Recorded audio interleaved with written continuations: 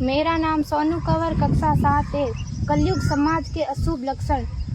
कुटुंब कम हुआ, संबंध कम हुआ, प्रेम कम हुआ, मर्यादा कम हुई, लाज लज्जा कम हुई, विनम्रता कम हुई, समर्पण कम हुए, पुस्तक वाचन कम हुआ, खान पान की शुद्धता कम हुई, बाल कम हुए, कपड़े कम हुए, नींद कम हुई, घी मक्खन कम हुआ, पीतल तांबे के बर्तन कम हुए, भाई भाई का प्रेम कम हुआ, सत्य कम हुआ, अतिथि कम हुए, धैर्य कम हुआ, श्रद्धा और विश्वास कम हुआ, बड़ों का सम्मान कम हुआ और भी बहुत कुछ कम हुआ जिससे जीवन सहज था, सरल था। संतान को दोष न दे।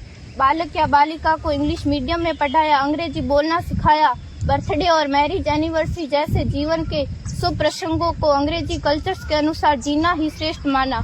माता पिता को मम्मी डैड कहना सिखाया। जब अंग्रेजी कल्चर से परिपूर्ण बालक या बालिका बड़ा होकर आपको समय नहीं देता, आपकी भावनाओं को नहीं समझता, आपको तुच्छ मानकर आपसे जुबान लड़ाता, जब आपको बच्चे में कोई संस्कार नजर नहीं आता, तब घर के वातावरण को गमगीन किए बिना, संतान को दोष दिए बिना एकांत में जाकर रो लीजिएगा, क्योंकि पुत्र या पुत्री की पहली वर्षगांठ से ही भारतीय संस्कारों के बजाय, मंदिर जाने के बजाय केक कैसे काटा जाता है, यह सिखाने वाले आप और अम्मी है। जब बच्चा पहली बार घर से बाहर निकलता है तो प्रणाम और आशीर्वाद के बदले बाय बाय कहना सिखाने वाले आप और अम्मी है।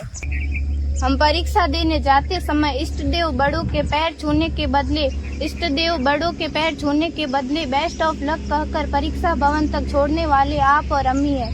बालक या बालिका के सफल होने पर घर में परिवार के साथ बैठकर खुशियां मनाने के बदले होटल में पार्टी मनाने की प्रथा को बढ़ावा देने वाले आप और अम्मी है। बालक या बालिका के विवाह के पश्चात कुल देवता देव दर्शन भेजने से पहले हनीमून के लिए फॉरेन टूरिस्ट स्पॉट भेजने की तैयारी करने वाले आप और अम्मी है। ऐसी कई ढेर सारी अंग्रेजी कल्चर्स को हमने जाने अनजाने स्वीकार कर दिया है। अब तो बड़े बुजुर्गों के पैर छूने में भी शर्म आती है। गलती किसकी? मात्र आपके माता और पिता की। अंग्रेजी अंतर्राष्ट्रीय भाषा है से काम काज हेतु सीखना है, अच्छी बात है, लेकिन इसकी संस्कृति को अपने जीवन में उतारने की तो कोई बाध्यता नहीं थी।